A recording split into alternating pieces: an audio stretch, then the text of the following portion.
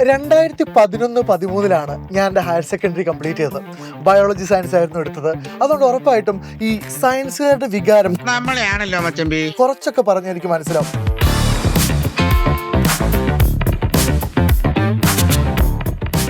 പ്രത്യേകിച്ച് ഈ ഒരു സാഹചര്യത്തിൽ ഇപ്പോൾ +1 +2 ഒക്കെ സെക്കൻഡ് ടേം എക്സാം കഴിഞ്ഞ് നിൽക്കുന്ന സമയത്ത് പല സബ്ജക്റ്റുകളും പല പരീക്ഷകളും വളരെ കോംപ്ലിക്കേറ്റഡ് ആണ് എന്ന് കുട്ടികൾ തന്നെ എന്ത് ചെയ്യുന്നുണ്ട്, പറയുന്നുണ്ട്. എക്സാമിനേഷൻ്റെ പാറ്റേൺ മാറുന്നു. ഈ വെറുതെ പ്രീവിയസ് ഇയർ ക്വസ്റ്റ്യൻസ് മാത്രം പഠിച്ചു പോയാലൊന്നും ഈ പരീക്ഷ ടാക്കിൾ ചെയ്യാൻ പറ്റുന്നില്ല എന്ന സങ്കടം പറയുന്നുണ്ട്. സോ നമുക്ക് ഫിസിക്സിനെ കുറിച്ച് സംസാരിക്കാം. ഉറപ്പായിട്ടും വളരെ ക്രൂഷ്യൽ ആയിട്ടുള്ളൊരു സബ്ജക്റ്റാണ് ഫിസിക്സ്. ഈ ഫിസിക്സ് നമ്മൾ വെറും പ്രീവിയസ് ഇയർ ക്വസ്റ്റ്യൻസ് മാത്രം പഠിച്ച് അല്ലെങ്കിൽ ടെക്സ്റ്റ് ബുക്ക് ഒന്ന് സൂപ്പർഫിഷ്യലായിട്ട് വായിച്ചു പോയി കഴിഞ്ഞാൽ ഒരു A+ ലെവലിലേക്ക് എത്താൻ പറ്റും. ഇപ്പോൾ നമ്മുടെ ക്വസ്റ്റ്യൻ വരുന്നത് NCERT ടെക്സ്റ്റ് ബുക്കിനകത്ത് തന്നെയാണ്. പുറത്തുനിന്നൊരു ക്വസ്റ്റ്യൻ വരത്തില്ല. NCERT ടെക്സ്റ്റ് ബുക്ക് പക്കയായിട്ട് പഠിച്ചു കഴിഞ്ഞാൽ നല്ല മാർക്ക് എടുക്കും, ഫുൾ മാർക്ക് എടുക്കാൻ സാധിക്കുന്നതാണ്. പക്ഷേ കുട്ടികൾ ചെയ്യുന്നൊരു കുഴപ്പമെന്ന് വെച്ചാൽ ഫിസിക്സ് പഠിക്കുന്നത് നമ്മുടെ കാണാതെ പഠിക്കും. ഇപ്പോൾ നമ്മൾ ഇംഗ്ലീഷ് എസ്സേ ഒക്കെ പഠിക്കുന്ന പോലെ ഓരോ ലോസ് ആയിക്കോട്ടെ, ഡെറിവേഷൻ ആയിക്കോട്ടെ, എല്ലാം ഈവൻ ന്യൂമറിക്കൽ ക്വസ്റ്റ്യൻ വരെ എന്ത് ചെയ്യും, അവർ ബൈ ഹാർട്ട് ആയിട്ടാണ് പോകുന്നത്. അപ്പോൾ സ്വാഭാവികമായിട്ടും അതേ ക്വസ്റ്റ്യൻ അതേപോലെ ചോദിച്ചെങ്കിൽ മാത്രമേ എന്ത് ചെയ്യത്തുള്ളൂ, ആൻസർ ചെയ്യത്തുള്ളൂ. അപ്പം കോൺസെപ്റ്റ് മനസ്സിലാക്കി പഠിച്ചെങ്കിൽ മാത്രമേ ഫിസിക്സ് പോലെയുള്ള സബ്ജക്റ്റിന് നല്ലൊരു മാർക്കോട് അവർക്ക് എന്ത് ചെയ്യാൻ പറ്റും, എത്തിച്ചേരാൻ സാധിക്കത്തുള്ളൂ. എനിക്ക് തോന്നുന്നു ഈ കുട്ടികളുടെ കമൻസ് ഒക്കെ വായിക്കുമ്പോൾ നമുക്ക് മനസ്സിലാവുന്ന ഒരു കാര്യം, അവർ പരീക്ഷയ്ക്ക് പോകുന്നതിന് മുമ്പ് തീരുമാനിക്കുന്നുണ്ട് ഇന്ന പാറ്റേണിലുള്ള ചോദ്യങ്ങളൊക്കെ ചോദിക്കാം, അല്ലെങ്കിൽ ചോദിക്കണം എന്നൊരു നിർബന്ധമുണ്ട്. അത് ചോദിക്കാതിരുന്നു കഴിഞ്ഞാൽ പരീക്ഷ എന്തായി, ടഫായി. അപ്പോൾ ഇത് എങ്ങനെയാണ് ടാക്കിൾ ചെയ്യാൻ പറ്റും? അത് ഇവർ ചെയ്യുന്നവരോട് വെച്ചാൽ ഇപ്പം ആദ്യത്തെ ഒരു കഴിഞ്ഞ പ്രീവിയസ് ഒരു 10 വർഷത്തെ ക്വസ്റ്റ്യൻ പേപ്പർ പഠിച്ചിട്ട് പോകും. അപ്പം അവർ പ്രതീക്ഷിക്കുന്ന ഒരു പാറ്റേൺ ഉണ്ട്. ഇപ്പം നമുക്കറിയാവുന്നതാണ്, കഴിഞ്ഞ വർഷങ്ങളിലൊക്കെ അതേ ക്വസ്റ്റ്യൻ തന്നെയാണ് കഴിഞ്ഞ മുമ്പത്തെ വർഷങ്ങളിൽ ചോദിച്ചുകൊണ്ടിരുന്നത്. എന്നാൽ ഈ അടുത്ത് മുതലായിട്ട് ചെറിയൊരു മാറ്റം സംഭവിച്ചിരിക്കുകയാണ്. അതായത് എൻ്റെ അവർ കാണാത്ത ക്വസ്റ്റ്യൻ ആണ് എന്ത് ചെയ്യുന്നത്, എക്സാമിന് ചോദിക്കുന്നത്. പക്ഷെ ഒരു നന്നായിട്ട് പഠിച്ചൊരു കുട്ടിക്ക് വളരെ എളുപ്പത്തിൽ ആൻസർ ചെയ്യാൻ പറ്റും. ടഫ് ക്വസ്റ്റ്യൻ ആണ്. ഇപ്പോൾ തന്നെ നമ്മുടെ ക്രിസ്മസ് എക്സാം കഴിഞ്ഞു പോയിട്ടുണ്ട്. ടഫ് ക്വസ്റ്റ്യൻ ഒരിക്കലും നമുക്ക് പറയാൻ പറ്റത്തില്ല. എന്നാലും അല്പം ഒന്ന് ചിന്തിച്ചെങ്കിൽ മാത്രമേ നമുക്ക് എന്ത് ഉള്ളൂ, ആൻസർ ചെയ്യാൻ പറ്റും. ആ രീതിയിലുള്ള ക്വസ്റ്റ്യൻ ആണ് എന്ത് വരുന്നത്. അപ്പോൾ ഇവർ പഠിച്ചിട്ട് പോയ ക്വസ്റ്റ്യൻ ചോദിക്കാത്തപ്പോൾ സ്വാഭാവികമായിട്ടും പേടിച്ചു, എന്തോ ഒരു പുതിയ സാധനമാണ് ഈ വന്നിരിക്കുന്നത്, ഉറപ്പായും എന്ത് ചെയ്യത്തില്ല, ആൻസർ ചെയ്യത്തില്ല. അതാണ് സംഭവിക്കുന്നത്. ഞാൻ ഈ പഠിക്കുന്ന കാലത്തും ടീച്ചേഴ്സ് ഒക്കെ പറയുന്ന ഒരു കാര്യമാണ് ഇപ്പോൾ ജസീൽ സാറും പറഞ്ഞത്, NCERTക്ക് പുറത്തുനിന്ന് ഒന്നും എന്ത് ചെയ്യുന്നില്ല, ചോദിക്കുന്നില്ല. അപ്പം നമ്മുടെ കയ്യിൽ NCERT ടെക്സ്റ്റ് ബുക്ക് ഒക്കെ ഉണ്ട്, ഫിസിക്സിൻ്റെയും കെമിസ്ട്രിയുടെ ഒക്കെ ടെക്സ്റ്റ് ബുക്ക് നമ്മുടെ കയ്യിലുണ്ട്. പക്ഷെ പലപ്പോഴും ഇപ്പം ഞാനൊക്കെ ടെക്സ്റ്റ് ബുക്ക് തുറന്നിട്ടുള്ള പരിപാടിയൊന്നും ഉണ്ടായിരുന്നില്ല. കുറേ നോട്ട്സ് വായിക്കുന്നു, കുറേ കാര്യങ്ങൾ അവിടെ ഇവിടെയൊക്കെ പഠിക്കുന്നു എന്നല്ലാതെ ടെക്സ്റ്റ് ബുക്ക് തുറക്കുന്നില്ല. അപ്പോൾ ഒരു കുട്ടിയെ സംബന്ധിച്ചിടത്തോളം പ്രാക്ടിക്കലി പോസിബിൾ ആണോ ഈ എൻ്റെ NCERT text book line by line cover ചെയ്യുക? അത് ഒരു കോമഡി ഉള്ള കാര്യമാണ്. അതായത് NCERT ടെക്സ്റ്റ് ബുക്ക് ഫിസിക്സിന് മാത്രം എടുക്കി വെച്ച ചിത്രങ്ങൾ ഏകദേശം ഒരു എനിക്ക് തോന്നുന്നു 700-800 പേജിനടുത്തുണ്ട്.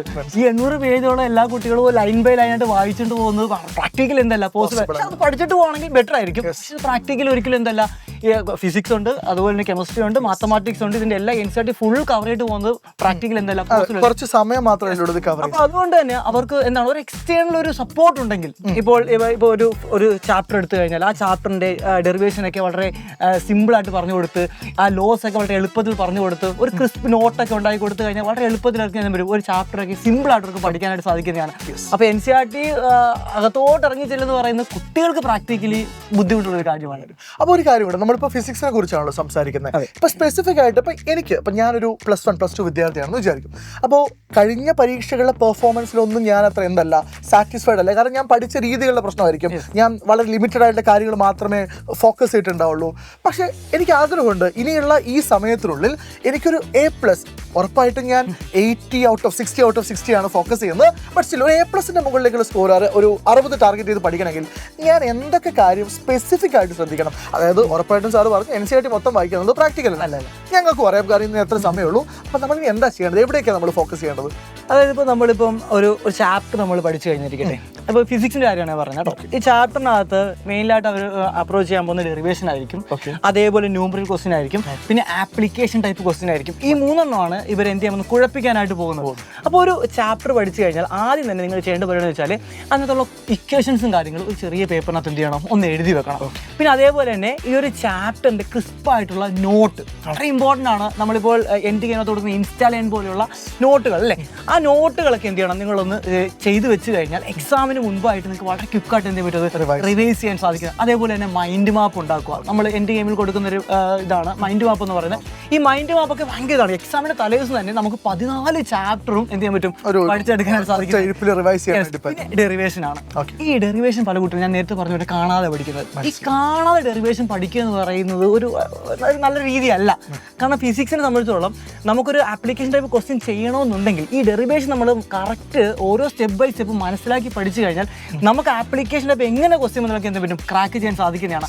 അതാണ് ആക്ച്വലി നമ്മൾ ഈ ഡെറിവേഷനിലൂടെ നമ്മൾ എന്ത് ചെയ്യുന്നത്, നമ്മളെ പ്രാക്ടീസ് ചെയ്യിക്കുന്നത്. അപ്പോൾ ആ രീതിയിൽ ഓരോ step by step line by line നിങ്ങൾ മനസ്സിലാക്കി പഠിച്ചു കഴിഞ്ഞാൽ സിമ്പിളാണ്. ഫിസിക്സ് എന്ന് പറയുന്ന സബ്ജക്റ്റിന് നമുക്ക് കയ്യിൽ എന്ത് ചെയ്യാൻ പറ്റും, ഒതുക്കാനായിട്ട് സാധിക്കുന്നത്. പിന്നെ ആപ്ലിക്കേഷൻ ടൈപ്പ് ക്വസ്റ്റ്യൻ ആണ്. നേരത്തെ പറഞ്ഞ കോൺസെപ്റ്റുകൾ പക്കയാക്കി കഴിഞ്ഞാൽ അവിടെ ചോദിക്കുന്ന ഏതൊരു ആപ്ലിക്കേഷൻ ടൈപ്പ് ക്വസ്റ്റ്യൻ നമുക്ക് വരും ആൻസർ ചെയ്യാൻ സാധിക്കുന്നതാണ്. മെയിനായിട്ട് ആപ്ലിക്കേഷൻ വരുന്നത് ഈ ഇക്വേഷൻ എന്നായിരിക്കും, ഇക്വേഷനുമായിട്ട് ബന്ധപ്പെട്ടായിരിക്കും. ഇപ്പോൾ H is equal to 2s cos θ divide by a റോജ് എന്നൊരു ഇക്വേഷനിലേക്ക് അതെ എ എന്ന് പറയുന്നത് റേഡിയസ് ആയിരിക്കും. അപ്പോൾ എക്സാം ചോദിക്കുകയാണ് റേഡിയസ് കുറഞ്ഞാൽ ഹൈറ്റ് എന്ത് സംഭവിക്കും ചോദിക്കും. അപ്പോൾ കുട്ടികൾക്ക് അങ്ങനെ പഠിച്ചിട്ടില്ല, സംഘം പഠിച്ചു. പക്ഷേ ഇക്വേഷൻ അറിയാമെങ്കിൽ H ഈസ് ഇൻവേഴ്സ് പ്രൊഷൻ എ ആണ്. അപ്പോൾ എ കുറഞ്ഞാൽ H എന്ത് ഈക്വൽ. അങ്ങനെയുള്ള ലോജിക്കൽ ക്വസ്റ്റ്യൻ ഒക്കെ വളരെ എളുപ്പത്തിൽ അതിനെ പറ്റും ചെയ്യാൻ സാധിക്കുന്നതാണ്. അപ്പോൾ ഇക്വേഷൻ തറവായിട്ട് എന്ത് ചെയ്യണം, നിങ്ങൾ പഠിച്ചു വെക്കണം. ബൈഹാർട്ട് എന്നാണ് ഏറ്റവും ബെറ്റർ എന്ന് പറയുന്നത്. ഉറപ്പായിട്ടും ടെക്നിക്കലായിട്ടുള്ള കുറേ കാര്യങ്ങൾ ജസീൽ സാർ പറഞ്ഞിട്ട് കുറച്ചൊക്കെ എനിക്ക് മനസ്സിലായിട്ടുണ്ട്, കുറേയൊക്കെ എനിക്ക് മനസ്സിലായിട്ടുണ്ട്. ഉറപ്പായിട്ടും എൻ്റെ സബ്ജക്ട് അതല്ല എന്ന് തന്നെയാണ് അതിനുള്ള കാരണം. അപ്പോൾ അവസാനമായിട്ട് എൻ്റെ ചോദ്യം ഇതാണ് സാർ, നമ്മളിതൊക്കെ പറഞ്ഞു, നമ്മൾ ഇപ്പോൾ സാറ് കൃത്യമായിട്ട് എക്സ്പ്ലെയിൻ ചെയ്തു ഏത് രീതിയിലാണ് പരീക്ഷയ്ക്ക് വേണ്ടി തയ്യാറെടുക്കേണ്ടത്, എവിടെയൊക്കെയാണ് ഫോക്കസ് ചെയ്യേണ്ടത്, എവിടെയൊക്കെയാണ് നിങ്ങൾക്ക് ബുദ്ധിമുട്ടുകൾ ഉണ്ടാവുന്നതൊക്കെ. പക്ഷേ ഇപ്പം ഞാനൊരു കുട്ടിയുടെ പെർസ്പെക്റ്റീവിൽ നോക്കുന്ന സമയത്ത് സാർ ഈ പറഞ്ഞതൊക്കെ കുറച്ചധികം കാര്യങ്ങളുണ്ട്. പക്ഷെ ഞങ്ങളുടെ മുമ്പിൽ വളരെ കുറച്ച് സമയമുള്ളൂ.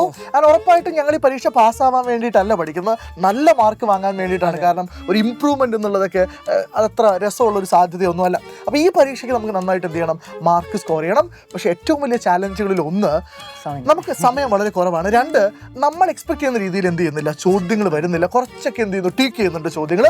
അപ്പോൾ ലിമിറ്റഡ് ടൈമിൽ ഈ കാര്യങ്ങളൊക്കെ പഠിച്ചെടുക്കാൻ നമുക്ക് എന്തൊക്കെ ചെയ്യാൻ പറ്റും? എനിക്ക് തോന്നുന്നു ഏറ്റവും at end of the video അവർ ആഗ്രഹിക്കുന്നതും ആ ഒരു ചോദ്യത്തിന് റിപ്ലൈ ആയിരിക്കും. ഫസ്റ്റ് ഓഫ് ഓൾ ഒരു പ്രോപ്പർ എന്ത് ചെയ്യുക, ടൈം ടേബിൾ നിങ്ങൾ സെറ്റ് ആക്കുക. ഈ അവസാന നിമിഷം NCERT മുഴുവൻ വായിച്ച് നിങ്ങൾക്ക് പഠിച്ച് നല്ലൊരു മാർക്കിൽ എടുത്ത് തരാൻ ഒരിക്കലും സാധിക്കത്തില്ല. കുറഞ്ഞ ദിവസം, ഇനി 40 ദിവസം അങ്ങോട്ടേ ഉള്ളൂ, മോഡൽ എക്സാമിന് ഒറ്റേ ഉള്ളൂ. അപ്പോൾ അതുകൊണ്ട് തന്നെ നിങ്ങൾ ഒരു പ്രോപ്പറായിട്ടൊരു നല്ലൊരു നിങ്ങൾക്ക് എക്സ്റ്റേണലായിട്ട് സപ്പോർട്ടിന് ആവശ്യമുണ്ട്. ഇപ്പോൾ നമ്മുടെ എൻഡ് ഗെയിം ബാച്ച് നിങ്ങൾക്ക് എല്ലാവർക്കും അറിയാവുന്നതാണ്. കേരളത്തിൽ ചർച്ചാ വിഷയം തന്നെയാണ് എൻഡ് ഗെയിം ബാച്ച് എന്ന് പറയുന്നത്. കേരളത്തിൽ ഹയർ സെക്കൻഡറിക്കുള്ളിൽ ഏറ്റവും കൂടുതൽ കുട്ടികൾ പഠിക്കുന്ന ഒരു ബാച്ച് കൂടിയാണ്. നമ്മുടെ റിവിഷൻ പ്രോഗ്രാമാണ് എൻഡ് ഗെയിം എന്ന് പറയുന്നത്. നമ്മുടെ എൻഡ് ഗെയിമിനകത്ത് നിങ്ങൾക്കുള്ള എല്ലാ ടൈം ടേബിളും ഫുൾ പ്രിപ്പയർ ചെയ്ത് സെറ്റാക്കി ഇവിടെ വെച്ചിരിക്കുകയാണ്. അതേപോലെ തന്നെ എല്ലാ സബ്ജക്റ്റിൻ്റെയും ഷോർട്ട് നോട്ടുകളും മൈൻഡ് മാപ്പുകളും അടങ്ങിയ ഒരു കംപ്ലീറ്റ് പാക്കേജാണ് എൻഡ് ഗെയിമിലൂടെ നിങ്ങൾക്ക് കിട്ടാനായിട്ട് പോകുന്നത്.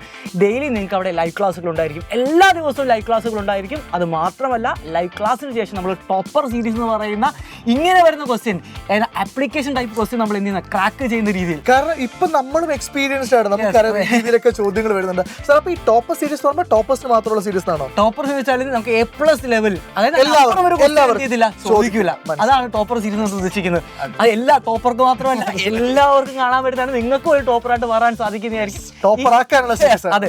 അപ്പോൾ ഇങ്ങനെ കംപ്ലീറ്റ് പാക്കേജ് ആണ് നമ്മൾ എൻഡ് ഗെയിമിൽ നിങ്ങൾക്ക് പ്രൊവൈഡ് ചെയ്യുന്നത്. അപ്പോൾ എൻഡ് ഗെയിമിൽ ജോയിൻ ചെയ്ത് ഞങ്ങളുടെ പഠിക്കാൻ നിങ്ങൾ തയ്യാറാണെങ്കിൽ കയറി പോകുന്നേക്ക് മുഴുവൻ മാർക്കും ഞങ്ങൾ സെറ്റ് ആക്കി തരാം. ഓക്കെ അല്ലേ സാറേ? ഓക്കെ, അടിപൊളിയാണ്. അപ്പോൾ നമ്മൾ പറഞ്ഞ കാര്യങ്ങളൊക്കെ മറന്നു പോകാതിരിക്കുക. ഈ ഒരു ഓപ്പർച്യൂണിറ്റി നിങ്ങൾ എന്ത് ചെയ്യുക, പരമാവധി യൂട്ടിലൈസ് ചെയ്യുക. കാരണം നമുക്ക് വളരെ കുറച്ച് ഡേയ്സ് മാത്രമേ ഉള്ളൂ. സോ ഫിസിക്സിന്റെ കാര്യം മാത്രമല്ല, എല്ലാ സയൻസ് സബ്ജക്റ്റുകളും നമ്മളവിടെ ഗംഭീരമായിട്ട് സിസ്റ്റമാറ്റിക് ആയിട്ട് പഠിക്കും.